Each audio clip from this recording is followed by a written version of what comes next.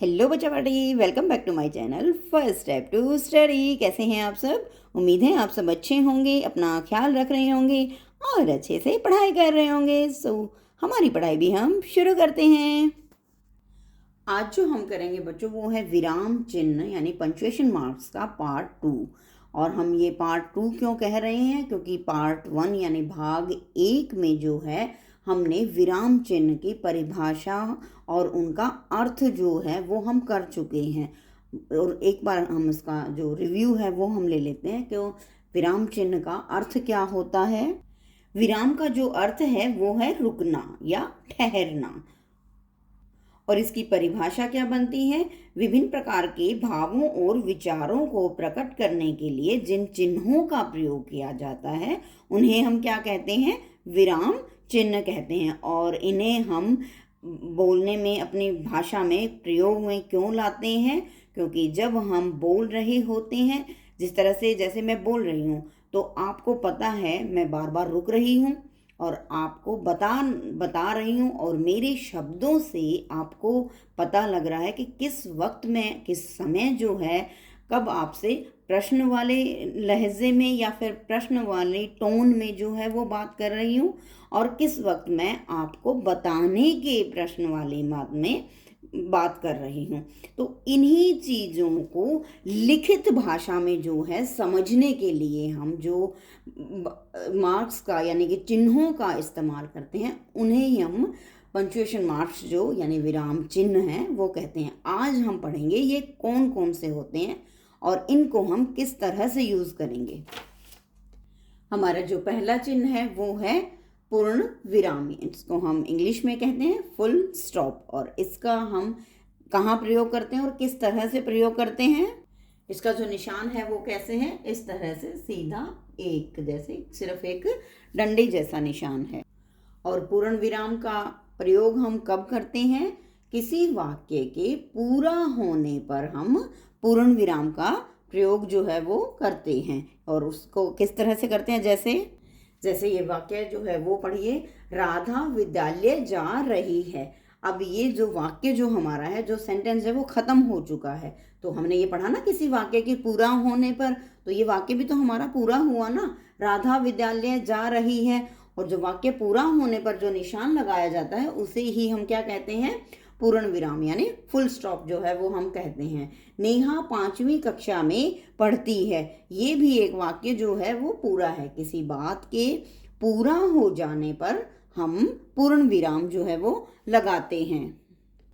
तो आपको क्लियर हुआ कि पूर्ण विराम हम कब इस्तेमाल करते हैं? पूर्ण विराम हमेशा वाक्य के पूरा होने पर इस्तेमाल जो है प्रयोग में लाया जाता है। राधा विद्यालय जा रही है, ये वाक्य जो है पूरा है। नेहा 5वीं कक्षा में पढ़ती है। आइए अब देखते हैं नेक्स्ट हमारा विराम चिन्ह का जो है वो कौन सा है। नेक्स्ट है हमारा अल्प विराम मीन्स कोमा। अब इसको हम किस तरह से इस्तेमाल करते हैं? सेकंड है हमारा अल्प विराम यानी कोमा। इसको हम किस तरह से इस्तेमाल किया जाता है? जैसे किसी वाक्य में जहाँ थोड़ा रुकना होता है या किसी व्यक्ति या वस्तु को दूसरे से अलग दिखाना होता है। किस तरह से? इसे हम वाक्य के तहत समझते हैं। जैसे ये वाक्य पढ़िए, राधा, सुधा, नेहा और कविता मेला देखने गई। अब इसमें राधा के बाद जो हम वेट किया यानी कि जो रुके हम, सुधा, नेहा और कविता, इस तरह से जो जब हम रुके तो इन बातों को हम रुकने के लिए जो कोमा यानी कि अल्प विराम जो हमने इस्तेमाल किया, इन्हीं को हम क्यों इस्तेमाल किया? क्योंकि उस बात को दिखाने के लिए, कि उस बात को अलग करने के लिए। अगर इकट्ठा बोलेंगे तो फिर वो बात नहीं लगेगा, राधा, सुधा, नेहा और कविता वगैरह, क्या वो बात की सेंस नहीं बनती है ना। इसी तरह से दूसरा सेंटेंस पढ़िए, जय, विजय, अजय और राजेश सच्चे मित्र हैं। तो जब हम इस वाक्य को इस तरीके से बोलते हैं तो एक अलग प्रभाव पड़ता है और उस बात का जो है वो भी सही निकलता है, सामने वाला समझता भी है। और उसी बात को जिस तरह से बोल के तो हमने बताया, लेकिन लिखने में इस तरह से लिखेंगे तो वो समझ जाएगा कि हमने इस तरह की बात को प्रकट करने के लिए इस चीज़ का यानी किसका, कोमा का या अल्प विराम का और पंक्चुएशन मार्क्स हर तरह की बात के लिए अलग अलग मार्क्स का इस्तेमाल जो है वो किया है। इन वाक्यों में हमने कौन सा इस्तेमाल किया चिन्ह, कौन सा, अल्प विराम का इस्तेमाल किया, प्रयोग जो है हमने अल्प विराम का प्रयोग यानी कोमा का प्रयोग किया। अब नेक्स्ट जो है हमारा वो देखिए, नेक्स्ट है हमारा प्रश्न सूचक चिन्ह। इसको हम इंग्लिश में कहेंगे क्वेश्चन मार्क। और इसको हम कब प्रयोग में लाएंगे, इसका प्रयोग हम क्यों करेंगे? प्रश्न सूचक चिन्ह हम कहाँ लगाते हैं? जिन वाक्यों में कोई प्रश्न पूछा जाता है वहां हम प्रश्न चिन्ह लगाते हैं। क्यों? जिस तरह ये जो चिन्ह है हमारा सबसे, कहते हैं ना, सबसे आसान है। सिर्फ एक सीधा उल्टा जो है हमने सी बनाना है और नीचे डॉट लगाना है। सबसे आसान क्यों है? क्योंकि सिर्फ जहां हम किसी से प्रश्न पूछते हैं। कैसे? जैसे तुम कहाँ जा रहे हो, इसमें ये क्वेश्चन मार्क हमने, प्रश्न चिन्ह जो है वो हमने लगाया। बच्चों आप क्या कर रहे हो, मैंने आपसे प्रश्न किया, बच्चों आप क्या, हम पढ़ाई कर रहे हैं। बच्चों आप क्या कर रहे हो, हम पढ़ाई कर रहे हैं। मैंने आपसे प्रश्न पूछा। ये सबसे आसान जो है हमारा मार्क है, क्योंकि इसमें सीधा एक निशान है, एक तो वो है, और दूसरा जो हमने सीधा वाला जो लगाया जिसको हम फुल स्टॉप बोलते हैं, वो वाला भी सबसे आसान है, क्योंकि वो एक सेंटेंस जो है वो ख़त्म हो जाता है उसी के बाद ही, वो बिल्कुल इजी है। तो नेक्स्ट जो है ये है, ये चिन्ह जो है सबसे आसान चिन्हों में से जाने जाते हैं। ये हमने अभी कवर किया प्रश्न सूचक चिन्ह। अब नेक्स्ट हम करेंगे, नेक्स्ट है हमारा उद्धरण चिन्ह, इन्वर्टेड कोमा। इसको हम दूसरा नाम भी कहते हैं अवतरण चिन्ह। आइए इसके बारे में पढ़ते हैं। उद्धरण चिन्ह या अवतरण चिन्ह यानी इन्वर्टेड कोमा को हम कब इस्तेमाल करते हैं? जब कहने वाले के कथन को ज्यों का त्यों लिखना होता है। जैसे ज्यों का त्यों मीन्स जैसे किसी के कथन जो है, किसी ने कुछ कहा है, किसी के द्वारा कहे गए शब्दों को वैसे के वैसे लिखना। किसी ने कुछ कहा है तो उनके शब्दों को वैसा एज इट इज़ लिखना होता है ना, जो उसने कहा है। तो तब हम उसकी बात को, उनके वाक्य को, उनके शब्दों को हम इन्वर्टेड कोमास में करके लिखेंगे। किस तरह से? जैसे एक एग्जांपल देखिए, जैसे सुभाष चंद्र बोस ने कहा था, तुम मुझे खून दो मैं तुम्हें आज़ादी दूंगा। तो ये शब्द किसने कहे? सुभाष चंद्र बोस जी ने कहे। तो उनके द्वारा कहे हुए कथन हमने इस्तेमाल किए, कौन से में? इन्वर्टेड कोमा मीन्स उद्धरण चिन्ह यानी अवतरण चिन्ह में कहे तो किसी के द्वारा कहे हुए शब्दों को एज इट इज यानी ज्यों का त्यों लिखने के लिए जिस कोमास का, जिस उद्धरण चिन्ह का जो हम यूज किया गया उसको हम क्या कहते हैं? उद्धरण चिन्ह या अवतरण चिन्ह का इस्तेमाल जो है वो हम करते हैं। एक एग्जांपल और देखिए, जैसे दादाजी ने कहा, परिश्रम करोगे तो सफलता तुम्हारे कदम चूमेगी। तो ये शब्द भी किसके द्वारा कहे गए? दादाजी के द्वारा। तो किसी के द्वारा कहे गए शब्दों को एज इट इज यानी ज्यों का त्यों लिखने के लिए हम इन्वर्टेड कोमा यानी उद्धरण चिन्ह और अवतरण चिन्ह का इस्तेमाल करते हैं। अब देखते हैं हमारा नेक्स्ट चिन्ह कौन सा है। नेक्स्ट है हमारा विस्मयादि बोधक चिन्ह। इसको हम एक्सक्लेमेटरी मार्क इंग्लिश में कहते हैं। और उसका निशान कैसे है? एक सीधा डंडा और नीचे डॉट का निशान यानी एक बिंदु जैसा निशान। और हम हमारी भाषा में उसको लिखते समय कब इस्तेमाल करते हैं?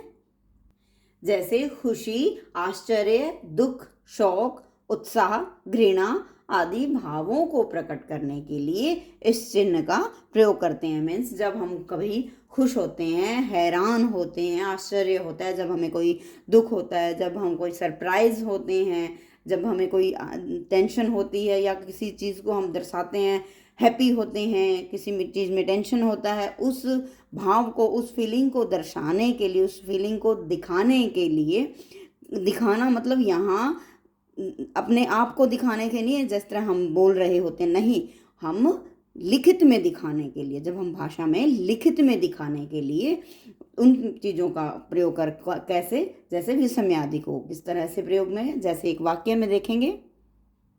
जैसे इस वाक्य में वाह तुमने तो कमाल कर दिया। इस वाक्य में खुशी जाहिर की गई है, हैप्पीनेस दिखाई गई है। वाह तुमने तो कमाल कर दिया। और ये जो निशान है ये हमारा है विस्मयादि बोधक यानी एक्सक्लेमेटरी मार्क का। इस निशान से हमें पता लग रहा है कि ये हमारा विस्मयादि बोधक जो है वो चिन्ह है। इसी तरह से एक और एग्जांपल देखिए, जैसे ये वाक्य पढ़िए, ओहो कितना अंधेरा है। इस वाक्य में आश्चर्य हो रहा है कि हैरानी है, सरप्राइज है, ओहो कितना अंधेरा है। सो इसमें भी वो विस्मय है, मीन्स हैरान है। सो इस जब हम किसी भी वाक्य में खुशी होंगे, आश्चर्य होंगे यानी कि हैरानी होगी, दुख या शोक होगा, तो हम कौन सा इस्तेमाल करेंगे चिन्ह, ये वाला। ओके, सो अब हम देखते हैं नेक्स्ट कौन सा है हमारा। हाँ जी, नेक्स्ट है हमारा योजक चिन्ह। इसे हम इंग्लिश में कहते हैं हाइफन। और इसका प्रयोग हम किस तरह से करते हैं?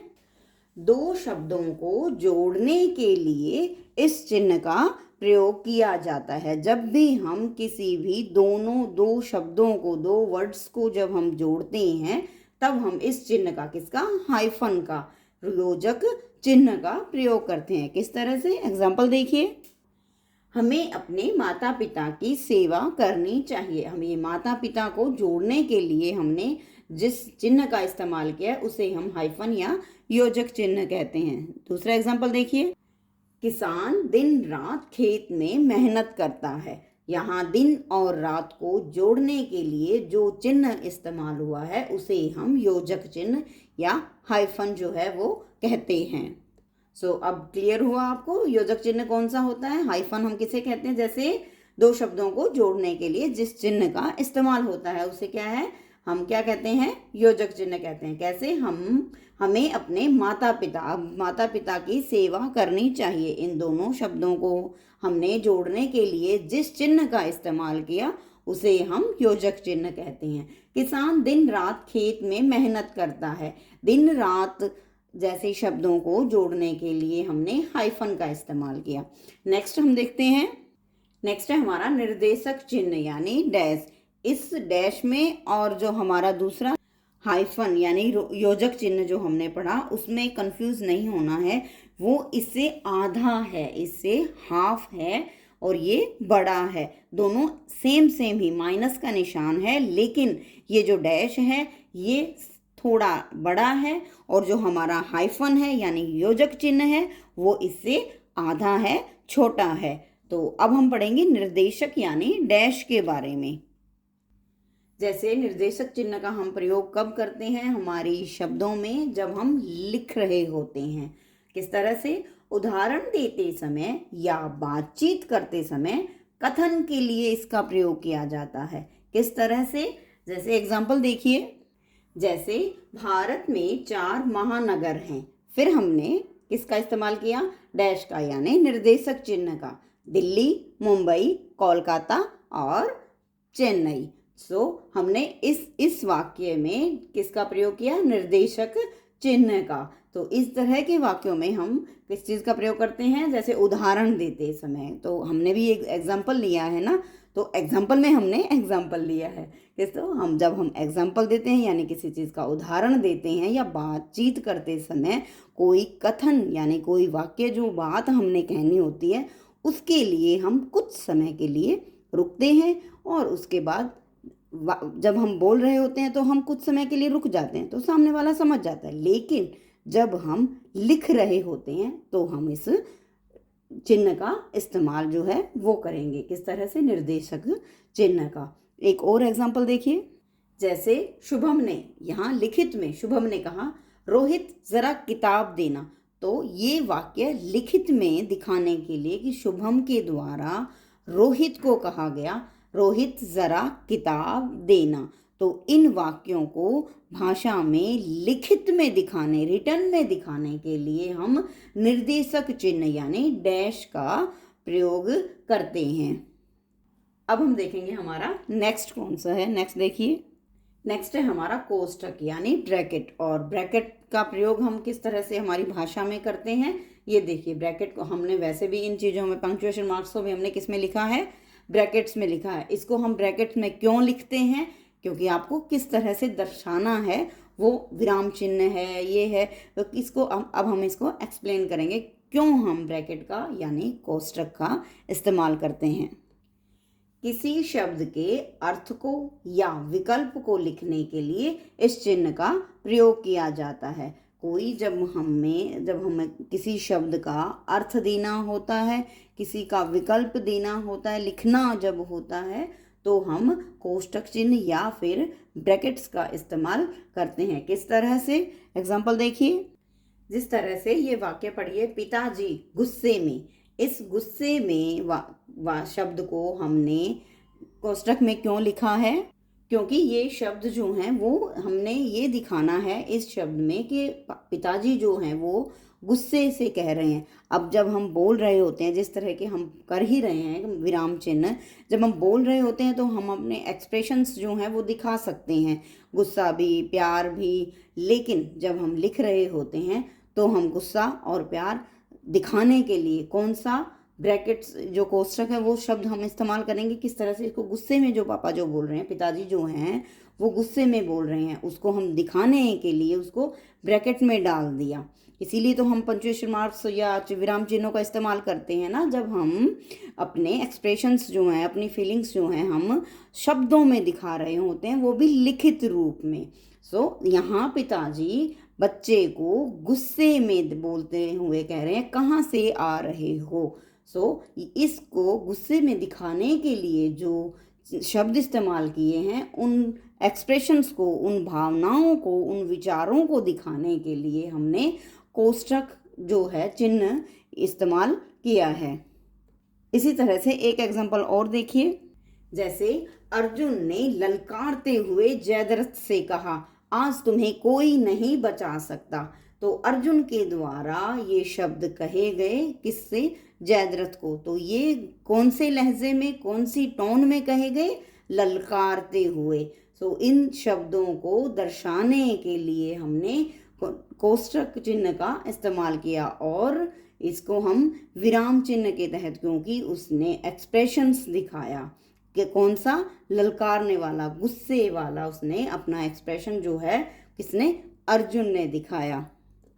तो बच्चों, आज की वीडियो यानी विराम चिन्ह पार्ट 2 पंक्चुएशन मार्क्स की यहीं समाप्त होती है। आज की वीडियो में जो थी वो हमने किया पूर्ण विराम। पूर्ण विराम क्या होता है? यानी किसी वाक्य के पूरा हो जाने पर हम पूर्ण विराम का इस्तेमाल करते हैं। जैसे राधा विद्यालय जा रही है, ये सेंटेंस जो है हमारा वो पूरा है। और अल्प विराम जो है दूसरा हमारा, यानी कोमा, किसी वाक्य में जहाँ थोड़ा रुकना होता है या किसी वस्तु या व्यक्ति को दूसरे से अलग दिखाना होता है, उसमें हम अल्प विराम या कोमा का इस्तेमाल करते हैं। नेक्स्ट है प्रश्न सूचक। जिन वाक्यों में कोई प्रश्न पूछा जाता है, जिसमें हम कोई क्वेश्चन कर रहे होते हैं, तो उसमें हम प्रश्नवाचक या फिर क्वेश्चन मार्क का इस्तेमाल करते हैं। और नेक्स्ट था हमारा उद्धरण यानी अवतरण चिन्ह, इन्वर्टेड कोमा हम इन्हें इंग्लिश में कहते हैं। जैसे, और इसको हम इस्तेमाल कहाँ करते हैं? जब कहने वाले कथन को जो का त्यों यानी एज इट इज लिखना होता है। जिस किसी के वाक्य को एज इट इज लिखना होता है, वहाँ हम उद्धरण चिन्ह यानी इन्वर्टेड कोमास का इस्तेमाल करते हैं। जैसे हमने एग्जाम्पल लिया था, सुभाष चंद्र बोस ने कहा था, तुम मुझे खून दो, मैं तुम्हें आज़ादी दूंगा। और नेक्स्ट था हमारा विस्मय आदि बोधक चिन्ह यानी एक्सक्लेमेटरी मार्क। खुशी, आश्चर्य, दुख, शौक, उत्साह, घृणा आदि भावों को प्रकट करने के लिए इस चिन्ह का प्रयोग किया गया। कैसे? वाह, तुमने तो कमाल कर दिया। नेक्स्ट था हमारा योजक चिन्ह। योजक यानी हाइफन चिन्ह। दो शब्दों को जोड़ने के लिए इस चिन्ह का प्रयोग करते हैं। हमें अपने माता पिता की सेवा करनी चाहिए, ऐसा एग्जाम्पल जो है वो हमने लिया। नेक्स्ट था हमारा निर्देशक चिन्ह। उदाहरण देते समय या बातचीत करते समय इन कथन का इस्तेमाल किया जाता है। जैसे भारत में 4 महानगर हैं, उसके बाद जो है उसका इस्तेमाल किया, जैसे दिल्ली, मुंबई, कोलकाता और चेन्नई। नेक्स्ट है हमारा यही कोष्ठक चिन्ह यानी ब्रैकेट। तो बच्चों, आज की हमारी वीडियो विराम चिन्ह पंक्चुएशन मार्क्स की सेकंड वीडियो यही समाप्त होती है। उम्मीद है आप सबको समझ आई होगी। मिलते हैं नेक्स्ट वीडियो में किसी और टॉपिक के साथ। Till then bye bye.